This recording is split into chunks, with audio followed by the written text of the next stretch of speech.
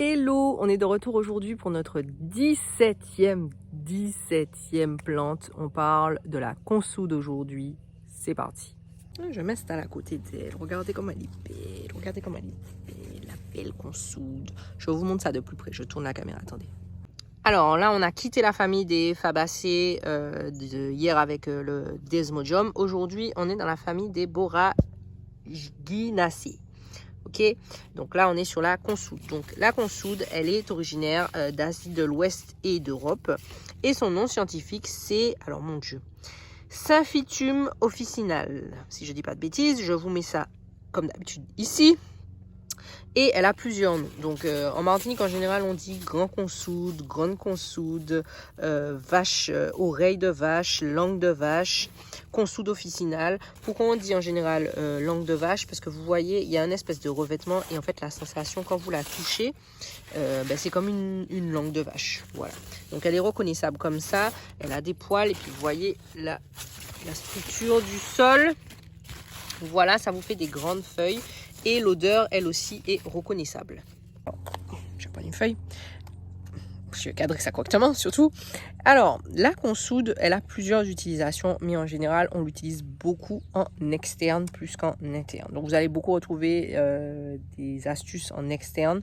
En interne, peut-être à la rigueur pour la tonification du vagin et encore. On ne le recommande pas forcément, on ne la recommande pas en fait en interne, on la recommande beaucoup plus en externe. Donc, on va plus se focaliser sur l'externe aujourd'hui. OK? Elle renferme de la lantoïne, oui la lantoïne, vous savez, en tout cas elle a des vertus cicatrisantes, donc elle est anti-inflammatoire, elle a des vertus cicatrisantes, donc en général on la recommande pour tout ce qui est les problèmes de peau. Donc par exemple si vous avez la varicelle, voilà, je vais y arriver. Pour vos enfants, vous avez la varicelle, vos enfants ont la varicelle, vous utilisez ça soit dans un bain, soit directement sur la peau pour qu'ils évitent de se gratter. La consoude là, c'est radical. Ils vont éviter de se gratter et en même temps, ça va permettre aussi la cicatrisation pour ne pas en fait qu'il y ait de taches. Vous savez déjà, c'est le pire là quand on a la varicelle. Après, c'est les taches, ça veut pas partir. Donc la consoude est votre meilleur ami pour la cicatrisation. Taillé. Bref, pour la cicatrisation de vos petits bobos. Vous pouvez aussi l'utiliser toujours pareil en externe. Voilà, vous la froissez, vous faites sous forme de cataplasme pour traiter les plaies et les escarres. Ok. Et aussi, bien, de manière générale, en fait, elle traite tous les déséquilibres de la peau. Donc, au niveau dermatologique, vous avez tout ce qui est les furoncles, tout ce qui est le psoriasis. En fait, la majorité des maladies de peau, elle est vraiment... Je sens que ce coq va passer à la casserole. Elle est vraiment très efficace. Donc, n'hésitez pas, si vous avez des problématiques d'eczéma, d'urticaire, en fait, les problématiques de peau en général, elle couvre une grande majorité de ces problèmes-là. Enfin, elle est aussi utilisée pour tout ce qui est entorse, contusion. Par exemple, nous, on l'utilise dans notre huile apaisante, anciennement huile antidouleur, mais aujourd'hui, on l'appelle l'huile apaisante, pour tout ce qui est les problématiques d'arthrose, de foulure.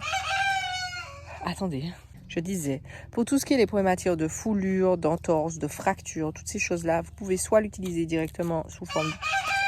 Je vais bien y arriver.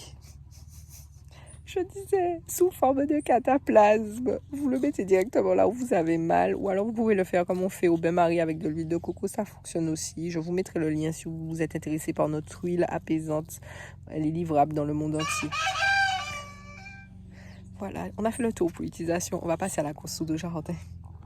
Alors, la consoude, elle est super intéressante à avoir dans son jardin. D'abord, on va voir l'utilisation qu'on peut en faire au jardin.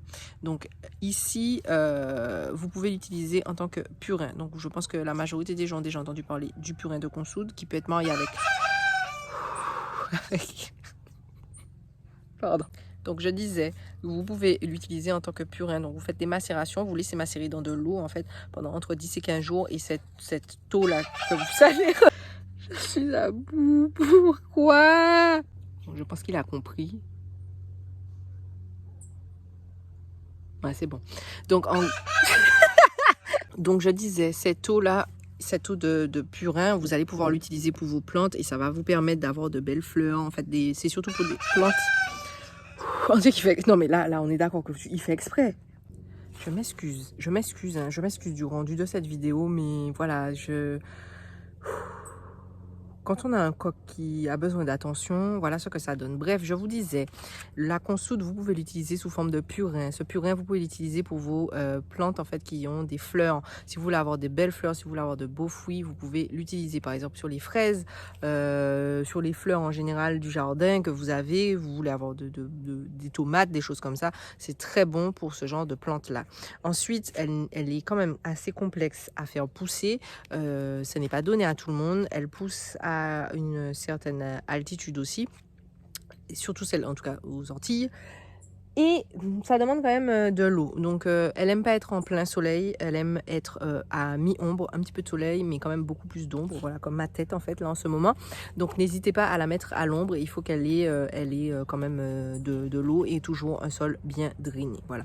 Donc si vous n'avez pas forcément la main verte, la consoude peut être assez compliquée à développer. Pensez juste à la mettre à l'ombre et qu'elle soit pas trop loin. Elle aime bien être regroupée avec, elle aime bien être regroupée plusieurs plants ensemble pour qu'ils puissent se donner de la fraîcheur ensemble. Je sais pas si ce que je viens de dire fait du sens, il m'a coupé dans mon élan. En tout cas, voilà, je vous mets toutes les informations de toute façon en barre de description si ça vous intéresse de faire pousser de la consoude également, que ça soit plus clair que ce que je suis en train de dire en fait. Et voilà quoi. Voilà. On va arrêter là, on va arrêter le massacre là.